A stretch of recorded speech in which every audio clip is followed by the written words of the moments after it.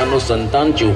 જેવો ઘરથી બહાર નીકળ્યો એક ભારતનો નાગરિક છું અને ભારતનો નાગરિક હોવાને નાતે હું ભારતના કાયદા કાનૂન પાડીશ. ભારતના જેટલા કાયદા કાનૂન, રોડ સેફટી, સ્કૂલની સેફટી અને જ્યાં જે રોડ આપણે પબ્લિક સ્થાનો હોય તેની સેફટીના કાયદા કાનૂનનું પાલન કરીશ. તો એક છોકરો મારી પાસે આવ્યો અને કહે કે સર, અમે જ્યારે લાઇનમાં હોઈએ છીએ ત્યારે બીજા લોકો લાઇનની બહાર જઈને નીકળી જાય છે, ત્યારે અમે એમને એમ જ કહીએ છીએ કે કંઈ વાંધો નહીં દીકરા, લાઇનમાં જ ઊભા રહેવાનું.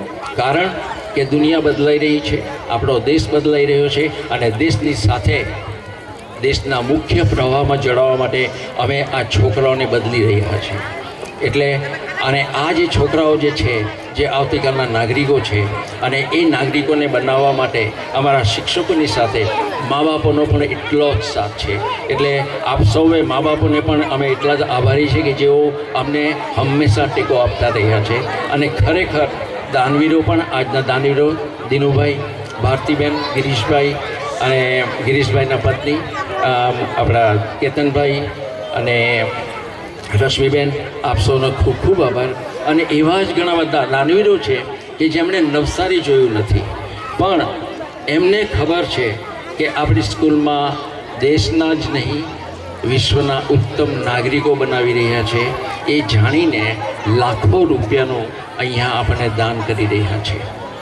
અને એ દાનવીરોની સાથે આપણા આ વિભાગના એમએલએ ધનરજશ્રી આરસી પટેલે ગયા વખતે એમ જ કીધું હતું કે અમારા સ્કૂલનો રસ્તો ખરાબ થઈ ગયો છે. તરત જ એક જ ફોન કોલથી આખો રસ્તો 8 લાખ રૂપિયામાં આપણા ધનરજશ્રીએ બનાવી દીધો છે. એટલે આપ સૌએ જે અમને સાથ આપ્યો અને એ બદલ આપ સૌનો ખૂબ ખૂબ આભાર. અને ડિસિપ્લિન, પંક્ચ્યુઆલિટી, એજ્યુકેશનની વાત આવે છે.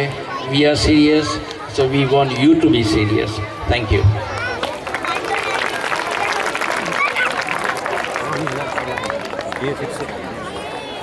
Thank you, Babu sir. So, our next performance. ઘણીવાર જીવનમાં લેંગ્વેજ બેરિયર અને કહેવા સાંભળવામાં મિસઅન્ડરસ્ટેન્ડિંગ થવાથી કેટલાક હાસ્ય પ્રસંગ સર્જાય છે.